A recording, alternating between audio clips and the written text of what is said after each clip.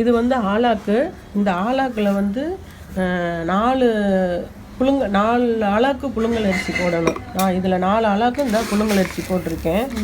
4 ஆலாக்கு போட்டிருக்கேன். இந்த இதில் வந்து 4 ஆலாக்குக்கு 1 ஆலாக்கு வெந்தயம்.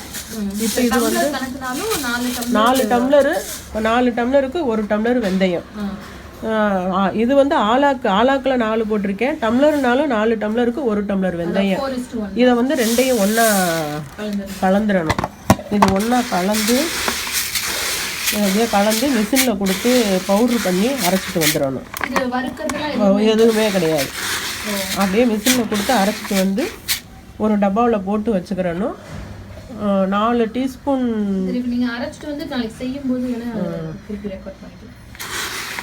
4 டம்ளர் அரிசி 1 டம்ளர் வெந்தயம், அவ்வளோதான். அப்படியே சேர்த்து மிஷினில் அரைச்சிட்டு வந்துடணும். மிக்சியில் அரைக்க முடியாது, முடியாது. மிஷின்னா வந்து நைஸாக அரைச்சிட்டு வந்து வச்சுக்கிறேன்.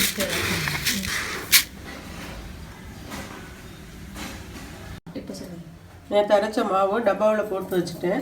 இது வந்து இப்போ கொஞ்சம் எடுத்துருக்கேன். இப்போதைக்கு வந்து ஒரு ஆளுக்கு 5 டீஸ்பூன். இப்போ 3 பேருனா 15 டீஸ்பூன் போடணும். 15 ஸ்பூன் நான் எடுத்து வச்சுருந்தேன். 3 பேருக்கு 15, ஒரு ஆளுக்கு 5 டீஸ்பூன் கணக்கு வச்சுக்கிறணும். இப்போ 3 பேருக்கு 15 டீஸ்பூன் போட்டாச்சு. அதில் வந்து கொஞ்சம் உப்பு போட்டு இது என்ன பண்ணணும்னா நல்லா கரைச்சி வச்சுக்கிறணும்.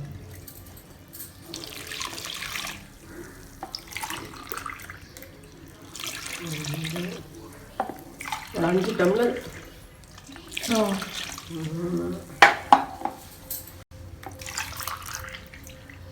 4 டம்ளர் ஃபஸ்ட்டு ஊற்றிருக்கேன். 4 டம்ளர் ஊற்றிட்டு அது வந்து நம்ம அரிசியா ஊற வச்சு கிரைண்டர்ல அரைப்போம். அரைச்சிட்டு அதை தண்ணியா கரைச்சி வச்சுக்கணும். இது வந்து ஃபர்ஸ்டே பொடி பண்ணிட்டு இது குயிக்கா பண்ணிடலாம். இது கிரைண்டர்ல இதை வந்து இப்போ கரைச்சாச்சு. கட்டி இல்லாம கரைச்சிக்கணும். கட்டி இல்லாமல் நல்லா கரைச்சிடணும். தண்ணியாகவே கரைச்சி வச்சுக்கிறணும். கெட்டியாக கொலன்னு கரைக்க கூடாது. நல்லா தண்ணியாக கரைச்சி வச்சுட்டு 5 டம்ளர் தண்ணி.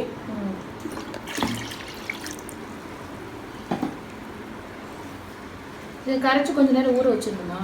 ஒரு அரை மணி நேரம் ஊற வச்சிடணும். சரி, அதுக்கப்புறம் கிண்டுவீங்க. ஓகே, இப்போ கரைச்சாச்சு. நான் ஊற வைக்கிறேன். அதில் கொஞ்சம் நேரம், அரை மணி நேரம் வந்து ஊறட்டும். சரி, இப்போ வந்து மாவு கரைச்சி அரை மணி நேரம் ஊற வச்சாச்சு. ஊற வச்ச உடனே அப்படியே அடுப்பில் எடுத்து வச்சு கிண்டிக்கிட்டே இப்படி கிண்டிகிட்டே இருக்கணும். அதில் பண்ண அதே தான். என்னமா அதை கரைச்சி வச்சுருக்கோம். இது வந்து மாவு அது கரைச்சி உடனே இது பண்ணுறோம். இது ஒரு அரை மணி நேரம் ஊற வைக்கணும். ஊற வச்சு அதே மாதிரி தான் கிண்டணும். கை விடாமல் கிண்டிகிட்டே கட்டிப்படாமல் கிண்டணும்.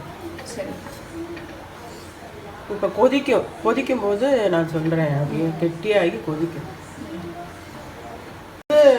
கரைச்சி கிண்டிக்கிட்டு இருந்தோம். தண்ணியாக இருந்தது, கிண்டியாச்சு. இப்போ நல்லா கொஞ்சம் கெட்டியாக வருது. கெட்டியாக வந்து இந்த கொதிக்குது. இப்படி கொதிச்சு இது கெட்டியாக வந்த உடனே நம்ம வந்து ஒரு 10 நிமிஷம் மூடி வச்சிடணும். இன்னும் இது கிண்டணுமா? இது தொட்டு பார்க்கணும். இப்படி தண்ணியை வச்சு இப்படி தொட்டு பார்த்த உடனே கையில் ஒட்டாமல் இருக்கணும். தண்ணியில் நனைச்சிட்டு கையில் ஒட்டுதா? நல்லா கொஞ்சம் ஒரு 2 மினிட்ஸ் கிண்டணும். அதில் சொன்ன மாதிரியே தான் தண்ணியில் நனைச்சிட்டு மாவு தொட்டு பார்த்தோம்னா அதே தான். நம்ம கிரைண்டர் அரைச்சி எப்படி வெந்தயக்களி கிண்டுறோமோ அதே மெத்தடு தான். இது வந்து என்னன்னா ஈஸியாக நம்ம வந்து உடனே காலையில் அரைச்சி செய்ய முடியாது. அதுக்காக வந்து பவுட்ரு பண்ணி நம்ம ஃப்ரிட்ஜில் வச்சுக்கிட்டோம்னா எந்த நேரமும் நம்ம ஒரு டீஸ்பூன் கணக்கில் போட்டு கரைச்சி ஒரு 5 நிமிஷம் 10 நிமிஷம் ஊற வச்சிடணும். ஊற வச்சுட்டு இந்த மாதிரி கிண்டணும்னா இந்த வெந்துருச்சு, கொதிக்குது, கெட்டி ஆயிடுச்சு. ஆஃப் பண்ணும்போது சொல்லுங்கள். ஆயிடுச்சு. இந்த மாதிரி தண்ணியில் நனைச்சிக்கிட்டு இப்படி தொடணும். கையில் வந்து ஒட்டக்கூடாது. ஆஃப் பண்ணி அப்படியே மூடி வச்சுருக்கோம். ஆஃப் பண்ணி ஒரு 10 நிமிஷம் மூடி வச்சுட்டு சூடாக சாப்பிட்டேன். சூடாக தட்டில் எடுத்து வச்சு அதை வந்து புளி மாதிரி பறித்து அதில் கருப்பட்டி போட்டு நல்லெண்ணெய் ஊற்றி சாப்பிடணும். உடம்புக்கு அவ்வளோ நல்லது, வெயில் காலத்துக்கு அவ்வளோ நல்லது. இது வாரம் சாப்பிடலாமா? வாரம் சாப்பிடணும். வெயில் காலத்தில் தான் சாப்பிடணும், மழை காலத்தில் சாப்பிடக்கூடாது. சரி, அப்படியே மூடி வச்சுட்டேன். மூடி எடுங்க.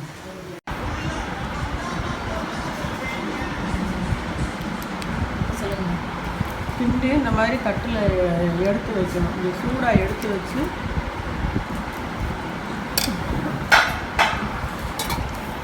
வச்சுட்டு இந்த மாதிரி புளி பறிச்சிடணும். புளி மாதிரி வச்சுட்டு வெள்ளத்துக்கு ஸ்பூன், அது பின்னாடி ஸ்பூன் வந்து வெள்ளத்தை வந்து இதில் இப்படி போட்டு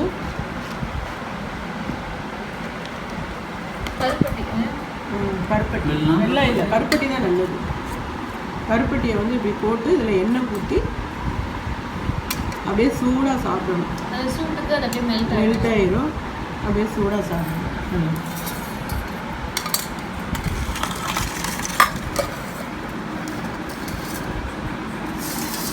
அவ்வளோதான், ஈஸியான மெத்தடில் வெந்தய களி.